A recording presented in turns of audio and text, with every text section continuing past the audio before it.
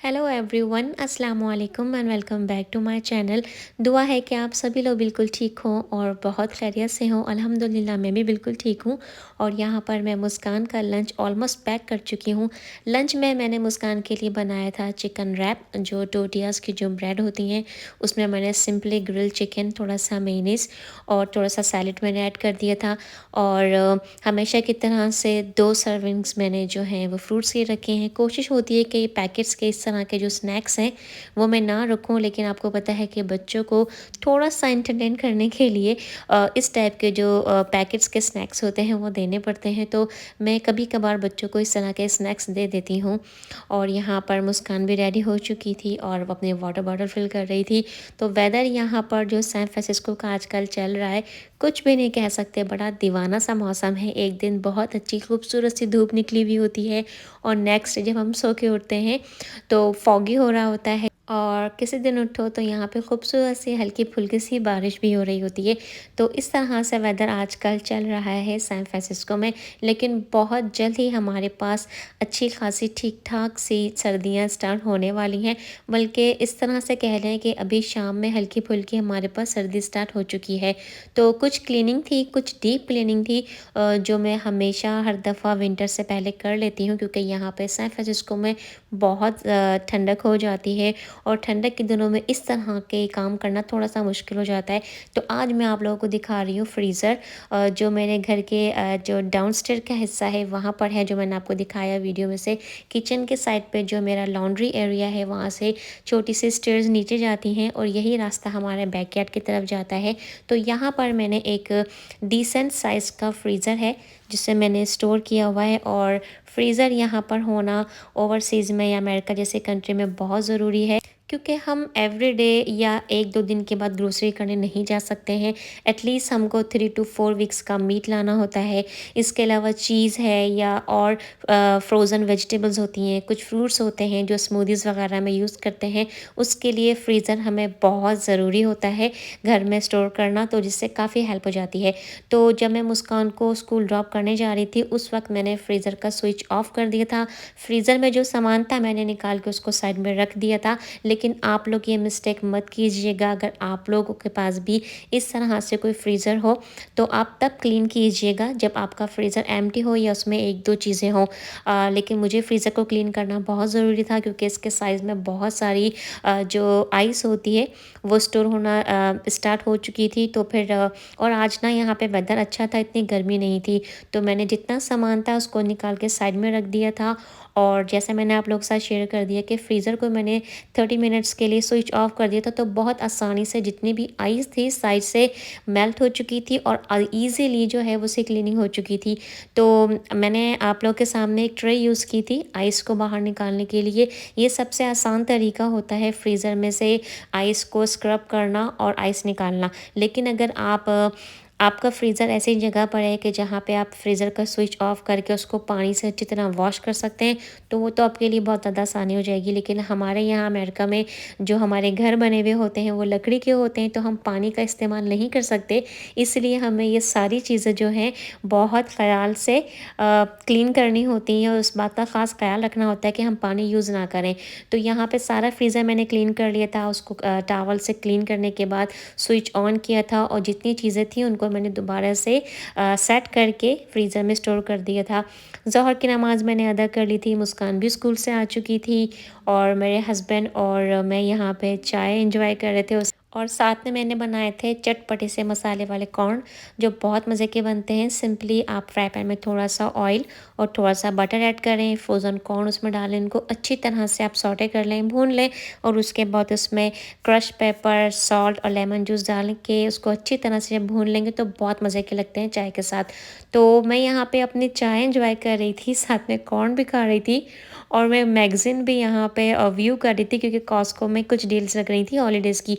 और अचानक मेरी नज़र पड़ी जब ये मैंने डेकोरेशन के पीसेस यहाँ पे अपने डाइनिंग एरिया में लगाए हैं, तो मुझे इतना बड़ा उसमें ना स्पाइडर वेब जाला नज़र आया और मैं खुद देख के हैरान थी कि इतना मैं घर को क्लीन रखती हूँ और क्लीन करने के बावजूद भी पता नहीं इतना बड़ा जाला, इतना बड़ा स्पाइडर वेब कहाँ से आ गया।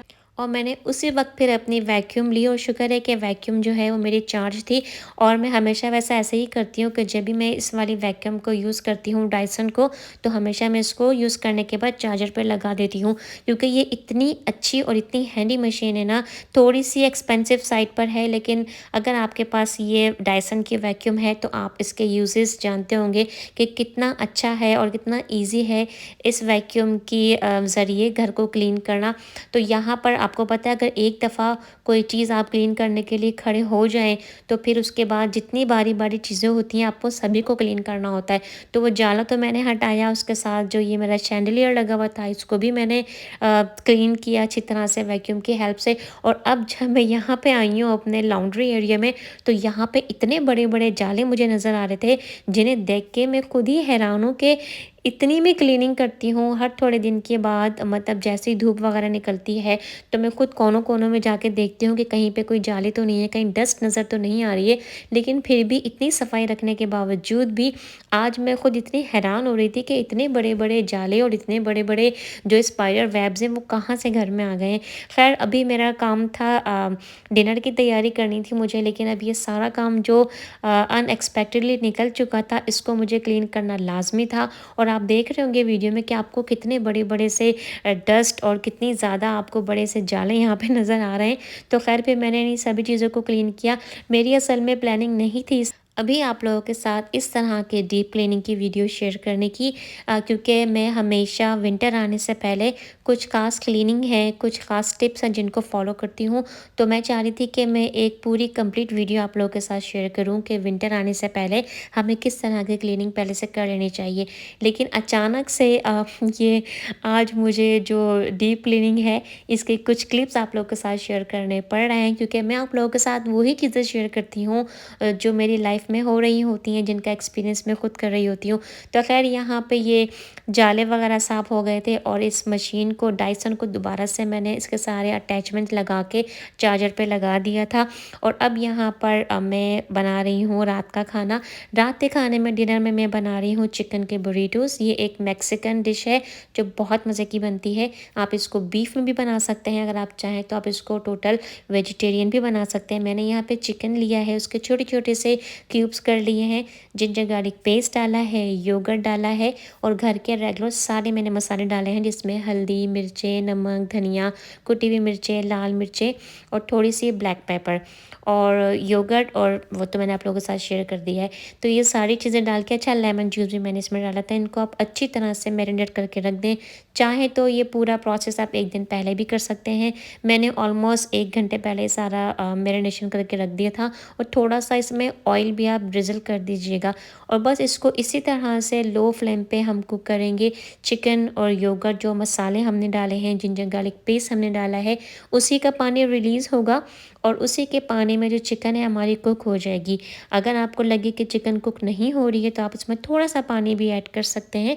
लेकिन इंशाल्लाह चिकन के इतने छोटे-छोटे से क्यूब्स हमने किए हैं कि वो जब आपको इस तरह से स्टीम करके चिकन को कुक करेंगे तो चिकन आपकी आराम से कुक हो जाएगी। बहुत ज़्यादा ड्राई नहीं करेंगे, हल्का-सा हम इसमें थोड़ी-सी चिकन को सॉसी रखेंगे, क्योंकि जब हम बुरीटोज़ बनाएँगे तो उसमें हम राइस भी डालेंगे और चीज़ें भी डालेंगे, थोड़ी-सी उसमें मॉइस्चर होना चाहिए।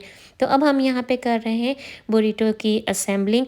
अच्छा, ये टोटल आपकी अपनी चॉइस होती है। जब हम रेस्टोरेंट जाते हैं या बुरीटो की शॉप पे जाते हैं तो हम अपनी मर्ज़ी के हिसाब से ही उसमें टॉपिंग्स आप डलवा सकते हैं। तो यहाँ पे मैंने टोर्टियाज़ के रैप लिए हैं, जो फुल जंबो साइज़ की टोर्टियाज़ होती हैं। उनको मैंने हल्का-सा वार्म कर लिया था और फिर जो ग्रिल चिकन मैंने बनाई थी वो चिकन मैंने ऐड की है। ये है पिंटो बीन्स, जिस तरह से हमारे पास किडनी बीन्स होते हैं उसी तरह के ये बीन्स होते हैं। यहाँ पे मैं वो बीन्स ऐड कर रही हूँ। इसके साथ-साथ मैंने यहाँ पे बॉइल्ड प्लेन राइस लिए हैं, वो मैं यहाँ पे उसकी एक लेयर कर रही हूँ। आप इसके में आप अपने चॉइस के हिसाब से इसमें सैलेड डाल सकते हैं। मैंने यहाँ पे सिर्फ प्लेन लेट्स यूज़ किया है। चीज़ मैं डालूँगी, सावर क्रीम मैं इसमें ऐड करूँगी, गुआकामोले आप यहाँ पे रखी हुई देख रहे हैं।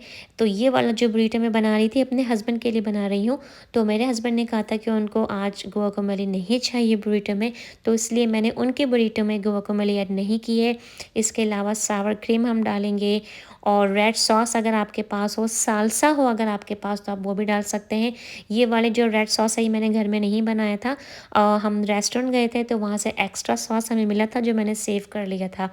तो इनफैक्ट ये कि आप अपने चॉइस के हिसाब से ना इस तरह से बुरीटो में बहुत सारी चीज़ें ऐड कर सकते हैं, और लेकिन ये बहुत मज़े का बनता है। और जो असल ट्रिक होती है वो ट्रिक ये होती है कि इतने सारे और सामान के साथ और इतने बड़े बुरीटो को आप रोल कैसे करेंगे।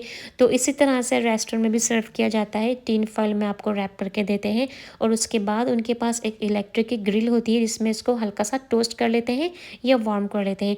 मेरे पास भी है इलेक्ट्रिक की ग्रिल, लेकिन सिर्फ आप लोगों को वीडियो में शो करने के लिए कि ज़रूरी नहीं है बुरीटोज़ बनाने के लिए हम ग्रिल का यूज़ करें, इसलिए मैंने इसको रेगुलर तवा या जो हमारे पास पैन होता है मैंने उसी में ही इसको हल्का सा वार्म कर लिया था, ताकि जो चीज़ हमने डाली है, सावर क्रीम है या और जितनी भी चीज़ें हमने इसमें डाली हैं वो हल्की सी वार्म हो जाएँ और अच्छा सा एक मिक्स भी हो जाए उसमें। तो इसी तरह से बुरीटोज़ बनाए जाते हैं, आपकी अपनी चॉइस होती है, आप अपने चॉइस के हिसाब से कुछ भी इसमें फिलिंग कर सकते हैं। दूसरा वाला जो बुरीटो है वो मैंने मुस्कान के लिए बनाया था, मुस्कान ने अपने बुरीटो में ऐड करवाई थी गुआकामोली। तो गाइज़ ये था मेरा आज का व्लॉग, और उम्मीद करती हूँ कि आपको व्लॉग पसंद आया हो। वीडियो अच्छी लगी हो तो वीडियो को लाइक ज़रूर कीजिएगा। बुरीटोज़ की रेसिपी आपको पसंद आई हो तो कमेंट बॉक्स में मुझे ज़रूर बताइएगा कि आपको ये रेसिपी कैसे लगी, और अगर आप लोग ये रेसिपी ट्राई करें तो भी मुझे बताइएगा कि आप लोगों की फैमिली को ये बुरीटो की रेसिपी कैसे लगी। आज का व्लॉग यहीं तक था, और अपना बहुत ज़्यादा ख्याल रखें। नेक्स्ट व्लॉग में अच्छे से नए कंटेंट में आप सभी लोगों से बहुत जल्द मुलाकात होगी। अल्लाह हाफ़िज़।